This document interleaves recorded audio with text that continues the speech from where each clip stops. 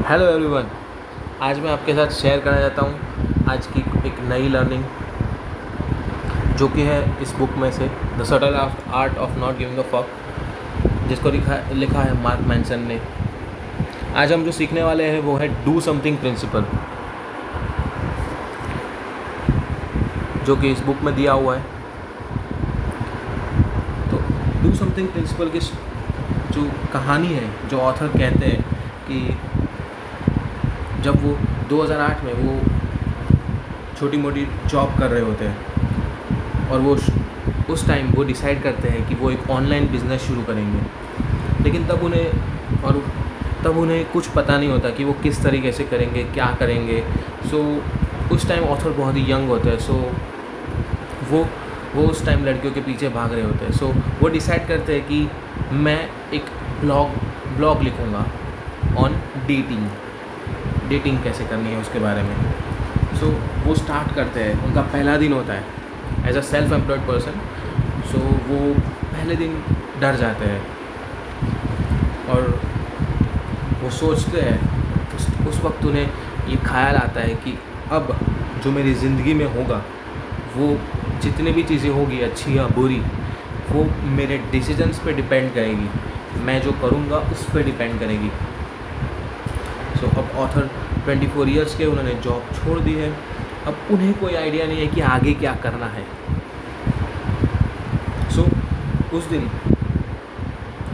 उन्होंने उस दिन गेम डाउनलोड किया और वो गेम खेलना शुरू कर देते हैं। बट ऐसे हफ्ते ही हफ्ते निकलते जाते हैं और उनका बैंक बैलेंस जो है वो कम होने लग जाता है। तो एक दिन ऐसा आता है कि अब उन्हें पता लग जाता है, उनके लिए अब नेसेसरी हो जाता है कि वो कुछ तो करे अपने ऑनलाइन बिजनेस के बारे में, वरना उन्हें फिर से अपनी जो जॉब थी उस पर वापस जाना पड़ेगा जो वो छोड़ चुके हैं। उन्हें नई एक जॉब ढूंढनी पड़ेगी। नाउ अब suddenly necessity is the mother of invention, ये हम जानते हैं। तो बस उस दिन उस घड़ी में उन्हें एक अपने हाई स्कूल से एक बात याद आती है जो उनके मैथ्स टीचर ने उन्हें कही थी, जो कि मैंने यहाँ पे स्क्रीन पर लिखी हुई है। That is, if you are struck on a problem, don't sit there and think about it, just start working on it. Even if you don't know what you are doing, the simple act of working on it will eventually cause the right ideas to show up in your head.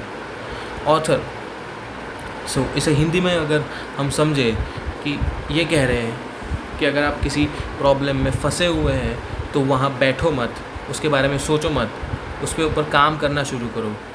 सोचो कि उसके ऊपर काम करना शुरू करो कि किस तरीके से उसे सॉल्व किया जा सकता है। भले ही आपको ये पता नहीं होगा स्टार्टिंग में कि वो किस तरीके से होगा, लेकिन आप जैसे जैसे काम करते जाएंगे, उस पर कुछ भी करते जाएंगे, मतलब वैसे वैसे आपका दिमाग आपको राइट आइडियाज़ देना शुरू कर देगा कि ये किस तरीके से सॉल्व हो सकता है।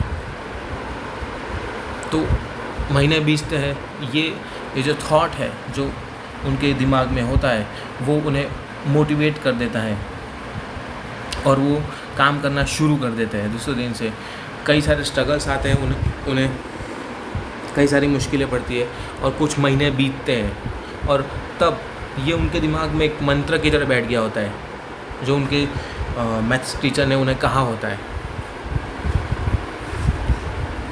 और ये उनके दिमाग में चलता ही रहता है और कई महीने बीत जाते हैं और फिर उन्हें पता लगता है कि मोटिवेशन किस तरीके से आता है कोई भी काम करने के लिए, जो वो अपनी बुक में कहते हैं कि, और उन्हें पता लगता है कि action isn't just the effect of motivation, it's the cause of it। अर्थात इसे हिंदी में हम समझे तो एक्शन जो है वो मोटिवेशन से नहीं आता, मोटिवेशन से ही नहीं बल्कि मोटिवेशन को जनरेट करने के लिए भी आपको एक्शन करना पड़ता है।